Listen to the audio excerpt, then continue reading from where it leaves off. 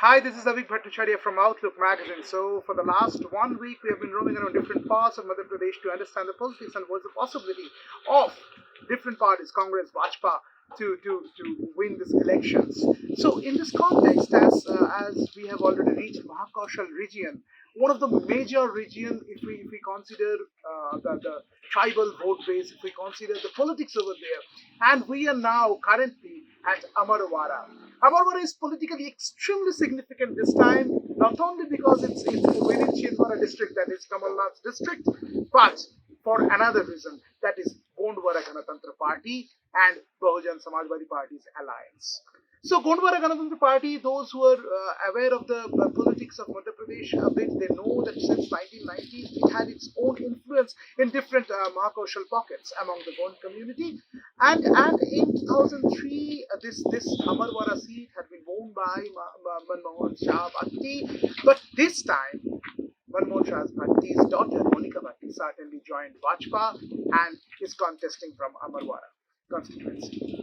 But this time, from Gondwana Ganatantra Party, we have got Devraven ji. So Devraven ji has been fighting for Gondwana Ganatantra Party and the cause of the Adivasis for years. And now this time, he hopes or he expects that the Congress and Bhajpa, both Kamal Shah and Monika Batti, will not be able to cut into his vote bank. So now we have got him and we will ask him that what is the condition and what is he expecting actually out of this election. So, namaste. देवरावन जी, पहले आप ये चीज हम लोगों को बताइए कि गोंडवाना गणतंत्र पार्टी का इस बार 2023 में, क्योंकि हम लोग देखें कि 2003 के बाद से 2008 के बाद से धीरे धीरे गोंडवाना गणतंत्र पार्टी में बहुत डिविजन हुआ, बहुत कुछ हुआ, तो इस बार हाल क्या है इसके बारे में बता सकते हैं? सर्वप्रथम आप सभी को जय सेवा, जय जोहार, जय भीम, जय संविधान। जैसे आपने पूछा, गोंडवाना गणतंत्र पार्टी जो है अक्सर कर मध्य प्रदेश के अंदर कई ऐसी सीटें जहां सेकंड पोजीशन पर रहती है। अमरवाड़ा विधानसभा में आप खड़े हैं, ये भी एक ऐसी सीट है जहां पर गोंडवाना गणतंत्र पार्टी से एक विधायक रहे हैं और यहां पर भी सेकंड पोजीशन पे गोंडवाना गणतंत्र पार्टी रही है। और आप ये भी देखिएगा, बहुजन समाज पार्टी, सम्मानीय मायावती जी की जो पार्टी है, मान्यवर काशीराम जी की जो पार्टी है, वो पार्टियों भी मध्य प्रदेश के कई ऐसे विधानसभा है जहां सेकंड पोजीशन पे मात्र 3000 4000 वोट से हारती थी। लेकिन इसका सबसे बड़ा बेनिफिट अब मिलने वाला है, जो सेकंड पोजीशन पर रहने वाली ये पार्टियां, जब इनका गठबंधन अलायंस हुआ है, ये मध्य प्रदेश के अंदर इतिहास रच सकती है। क्यों? 2-4 हजार वोट से हारे हैं ये। अब बहुजन समाज पार्टी और गोंडवाना गणतंत्र पार्टी जब एक हुई, अब दोनों की वोट भी एक होगी और दोनों की विचारधारा भी एक होगी और भारी मतों से जीतने के चांसेस बहुत ज्यादा बढ़ चुके। और इस बात से मध्य प्रदेश के अंदर बीजेपी और कांग्रेस, कमलनाथ जी और यहाँ शिवराज सिंह चौहान जी दोनों डरे हुए हैं, क्योंकि इस बार मात्र राजनीतिक गठबंधन नहीं, इस बार वैचारिक गठबंधन हुआ है। इस बार जीत होने वाली है अम्बेडकरवाद की, मान्यवर काशीराम साहब की, दादा हीरा सिंह मरकाम की। इसलिए अमरवाड़ा में भी अभी बीएसपी का गठबंधन हुआ तो उनका बहुत ज्यादा समर्थन मेरे को मिला है, क्योंकि बीएसपी के साथ मुस्लिम समाज जुड़ा हुआ है, ऐसी दलित समाज जुड़ा हुआ है, एसटी एससी ओबीसी धार्मिक अल्पसंख्यक समाज जुड़ा हुआ है, क्योंकि बीएसपी का कैडर काम करता है। मान्यवर काशीराम जी ने साइकिल से जो पदयात्रा निकाली और एक वैचारिक जो टीम खड़ी करी, आज वो टीम हमारे साथ खड़ी है। और एक टीम और खड़ी है, दादा हीरा सिंह मरकाम जी की गोंडवाना आंदोलन की टीम। अब ये दोनों टीम जब मिल के काम कर रही है, उन्होंने मेरे को एक प्रत्याशी यहाँ पर से बनाया है, तो आप अनुमान लगा सकते हैं कि सेकंड पोजीशन पर रहने वाली ये पार्टियां कैसे इस बार बीजेपी और कांग्रेस का खेल बिगाड़कर अपना झंडा यहाँ पर लहराने वाली है। तो यहाँ से एक जगह हम लोग सोच रहे थे कि आदिवासियों का हिंदूकरण, ये चीज को लेके गोंडवाना गणतंत्र पार्टी बहुत दिन से बात कर रहे हैं। और इस बार मोनिका बत्ती को भाजपा ज्वाइन करने के बाद ये सवाल पैदा हो रहा है कि तब क्या मोनिका बत्ती भी इतने दिन अंदर ही अंदर जीजीपी के अंदर ही थे और जीजीपी क्या यही समर्थन कर रहे हैं? इसके बारे में क्या विचार है?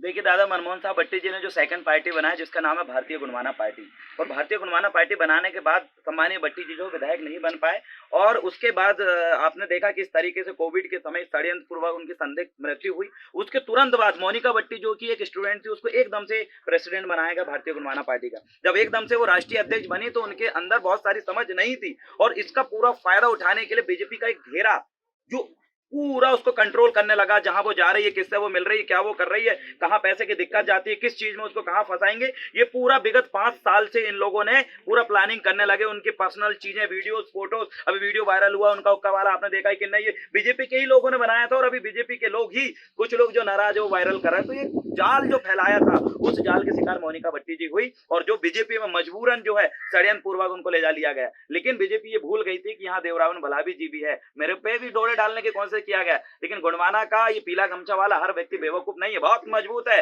इस देश में भूमि के मालिक कहे जाने वाले हम लोग, एक को इन्होंने भलाई गुमराह कर लिया, लेकिन देवरावन के सफल नहीं हुए और अभी मैं ही इनके लिए सबसे बड़ा कांटा बन के और इनको जड़ से खत्म करने का काम इस अमरवाड़ा विधानसभा में और छिंदवाड़ा में मैं करने वाला हूँ।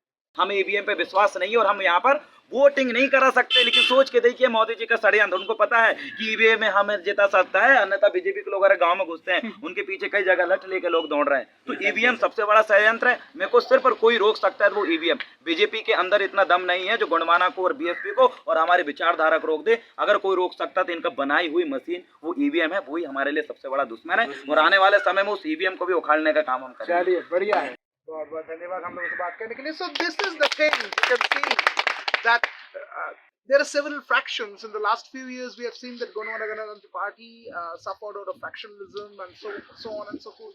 But still, on the ground, there is some sort of resonance that we can feel. It may be possible that it's BSP's alliance with Gondwana Ganatantra party that's working actually in favor of them. But it's this Amarwara constituency just besides Chhindwara is going to play a huge role on 3rd December when the elections results will be out.